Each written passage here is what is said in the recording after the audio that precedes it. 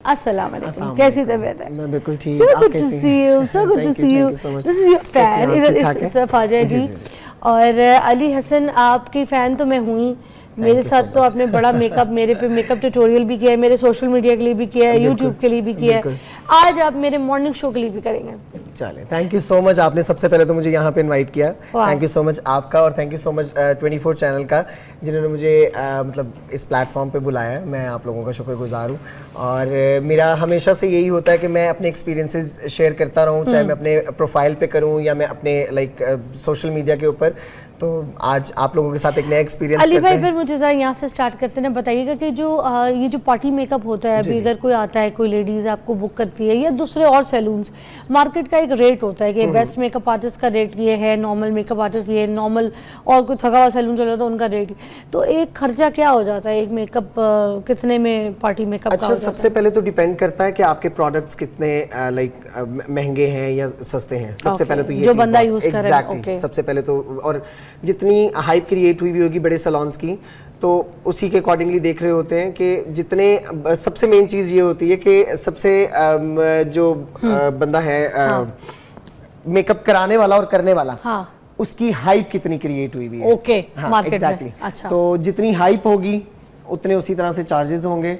समझ में नहीं आती हैं समटाइम चीज़ें कि मार्केट का रेट कुछ और चल रहा होता है, सैलून वालों का रेट कुछ और चल रहा होता है, होम बेस्ड करने वालों का रेट कुछ और चल रहा होता है। तो खर्चा जो टोटल है मैक्सिमम इसके ऊपर एक पार्टी मेकअप के ऊपर 7 to 8 1000 लग जाता है। उसमें हेयर स्टाइलिंग शामिल होती है, उसमें स्टाइलिंग होती है, उसमें मेकअप होता है, उसमें आपका नेल कलर होता है, आपकी लैशेस होती हैं, ईच एंड एवरीथिंग एक आपको प्रॉपर लुक दी जाती है। अच्छा, और अगर यही आप जैसे कुछ मोटी मोटी ट्रिक्स अगर हमें आम लोगों को सिखा दें, देखने वालों को, और वो अपने किसी इवेंट या किसी शादी को अटेंड करते हैं, अपने घर के किसी फंक्शन को अटेंड करते हैं, तो क्या वही मेकअप वो कर सकते हैं अगर उनके हाथ में उनको हुनर आ जाए? सबसे मेन चीज़ होती है कि आपकी प्रैक्टिस। आप जितनी अच्छी प्रैक्टिस करेंगे आप उतना अच्छा मेकअप कर सकते हो। अगर आपकी प्रैक्टिस नहीं है, जाहिर है आप मतलब कोई किसी के दिमाग में घोल कर डालता नहीं है ये चीजें, आपने सिखा दी हैं, लेकिन आपकी प्रैक्टिस के ऊपर डिपेंड करता है कि आपकी प्रैक्टिस जितनी ज्यादा होगी आपका हाथ उतना अच्छा पॉलिश हो जाएगा।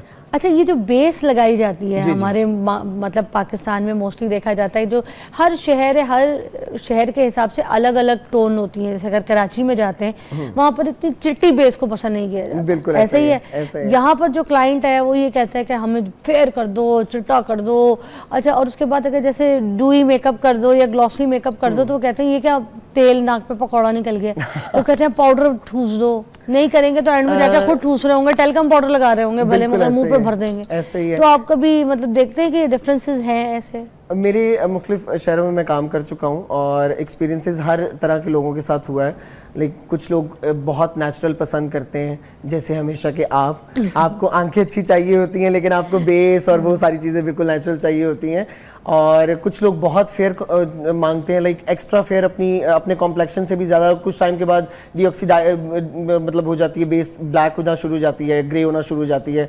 तो इसीलिए अवॉइड करते हैं। सबसे पहले क्लाइंट को कंसल्ट करने की कोशिश करते हैं कि जितना नेचुरल रहोगे उतना अच्छा रहेगा। जितना आपकी अपनी स्किन टोन मैक्सिमम 1 से 2 टोन लाइटर कर सकते हैं, इससे ज्यादा अच्छा भी नहीं रहता है और प्यारा भी नहीं लगता। अब जैसे विंटर्स का सीजन है तो ये जो बेस पे क्योंकि हम बात कर रहे हैं, जो स्टिक्स होती हैं वो ज्यादा चलेंगी या फिर वो जो लिक्विड बेस होती है वो, या फिर बेस में कवरेज होना ज्यादा जरूरी है? कुछ बेस ड्राई भी होती हैं। हाँ एग्जैक्टली। बेसिकली जो फाउंडेशंस होती हैं वो ऑयल बेस्ड होती हैं। अच्छा। जो स्टिक होती है वो फाउंडेशन जो है वो वाटर बेस्ड है। सॉरी, वो वाटर बेस्ड है। अच्छा। और जो स्टिक है वो ऑयल बेस्ड है। ओके। तो सर्दियों में हम थोड़ा बहुत फेस के ऊपर अप्लाई करते हैं मॉइस्चराइजर के बाद, ताकि जब थोड़ा टाइम गुजरे बेस को, तो बेस के ऊपर अपना एक नेचुरल ऑयल जो है फेस के ऊपर वो आना शुरू हो जाए। ठीक है। और ये मुझे नहीं पता था। एग्जैक्टली। अच्छा, एक सेकंड, इसका मतलब है कि सर्दियों में हमने स्टिक्स को भी ऐड करना है? कर सकते हो, बिल्कुल कर सकते हो, क्योंकि ऑयल बेस्ड होती है, सिल्की स्ट्रक्चर होता है इसका, तो फेस के ऊपर जरा अपना नेचुरल ऑयल सीबम प्रोड्यूस करता रहता है। तो पहले हम स्टिक कर लें और उसके बाद हम लिक्विड ऊपर फाउंडेशन हल्का सा करके, और उसको बेशक आप बेक कर लें जिस तरह से भी आपने करना है, लूज पाउडर की फॉर्म में या कॉम्पैक्ट की फॉर्म में, डिपेंड करता है आपके ऊपर। अच्छा। जो आपके फेस के ऊपर सूट करता है। अच्छा। अच्छा, और ये जैसे होता है ना कि कुछ लोग कहते हैं कि थोड़ी सी येलो टोन इम्पोर्टेंट है, पिंक टोन का मेकअप, तो ये बेस में भी येलो टोन, पिंक टोन, क्योंकि Different- कुछ लोगों को तो बेस ही ग्रे कर जाती है, वो चिट्टे के चक्कर में जाते हैं और वो डायरेक्ट जब व्हाइट बेस या पिंक बेस लगाते हैं तो उनका मुंह ग्रे कर जाता है। ग्रे की बेस टोन नहीं होनी चाहिए। बिल्कुल। इसकी टेक्निक क्या है? फिर हम जरा आगे ब्रेक के बाद जो है ना शुरू करेंगे। डिफरेंट टोन्स होती हैं, हर तरह के कॉम्प्लेक्शंस होते हैं, हर तरह की टोन्स होती हैं। अब डिपेंड करता है कि टोन आपके सामने जो क्लाइंट की टोन है, फेस टोन क्या है। ठीक है, फेस टोन के ऊपर मतलब आपके पास ब्रिटिश आ जाता है, पेल कॉम्प्लेक्शन आ जाता है, बॉनी स्ट्रक्चर आ जाता है, डिफरेंट टाइप्स के आपके पास फेसेस जब आते हैं तो आपने पहले उसको एग्ज्यूम करना होता है कि आप बेसिकली करना क्या चाह रहे हो और क्लाइंट की डिमांड क्या है। अगर क्लाइंट कुछ एक्स्ट्रा फेयरनेस की तरफ जाना चाह रहा है या एक्स्ट्रा मतलब येलो की तरफ जाना चाह रहा है तो आप क्लाइंट को पहले समझाएं कि ये चीज़ इस तरह से नहीं, ये चीज़ आपको इस तरह से सूट करेगी, देन उसके बाद ही कुछ कर सकते हैं। आप क्लाइंट को बिठाएं, उसके बाद मुख्तलिफ कलर्स के कैमोफ्लेज होते हैं जो कि आपकी स्किन टोन को बैलेंस करते हैं। कैमोफ्लेज करने के बाद आप ऊपर फाउंडेशन लगाएं, जो भी आपने फाउंडेशन ग्रे नहीं लगाना है, करेगी। फिर ग्रे नहीं लगेगी, लेकिन अपनी स्किन टोन के अकॉर्डिंगली। इतनी मोटी मोटी मजे मजे की बातें बताई हैं आपने। आज से आप लोग जो भी अपनी बेस देखें, बेस इज़ वेरी इंपॉर्टेंट। अगर आपकी बेस ठीक नहीं होगी, आपने चाहे आई मेकअप अच्छा किया हो, आपने contour, blush on, lipsticks, colours, कुछ भी, आपकी बेस से ना आप पहचाने जाते हैं। किसी की फटी हुई बेस होती है मुंह पे, किसी की पाउडरी होती है, किसी की केकी होती है, किसी की लेयर पे लेयर चढ़ी हुई होती है। इन तरह की जो बेसिस होती है ना, वो आप चेहरे पे अप्लाई करते हैं तो आपकी ना पर्सनैलिटी इम्प्रेस नहीं करती सामने वाले को, बल्कि आप अजीब से डिग्रेड हो रहे होते हैं। तो अपनी बेस जो है ना वो अच्छी बनाया करें, फिर आपका आगे मेकअप जो है ना वो अच्छा गुजरता है और अच्छा टाइम लॉन्ग लास्टिंग बेस भी चलती है। एक ब्रेक के बाद हम यहाँ पे सिखाते भी हैं। तो आप क्या लगाने लगे? मैं अब सबसे पहले मॉइस्चराइजर लगाने लगा हूँ। या okay, very very fine brand, मेरा बड़ा फेवरेट है। ओके, मगर आप अपने घर पे अगर कोई भी पड़ा है तो वो लगा सकती हैं। आम ब्रांड बिल्कुल मॉइस्चराइजर होना चाहिए, लेकिन अच्छा होना चाहिए। ओके, जिसके ऊपर बेस जो है वो स्टे करे, अच्छा, बेस खराब ना हो। ठीक है, ज़बरदस्त। आपके घर पे जो भी मॉइस्चराइज़र आपको सूट करता है उस मॉइस्चराइज़र के ऊपर आप अपनी बेस लगा सकते हैं।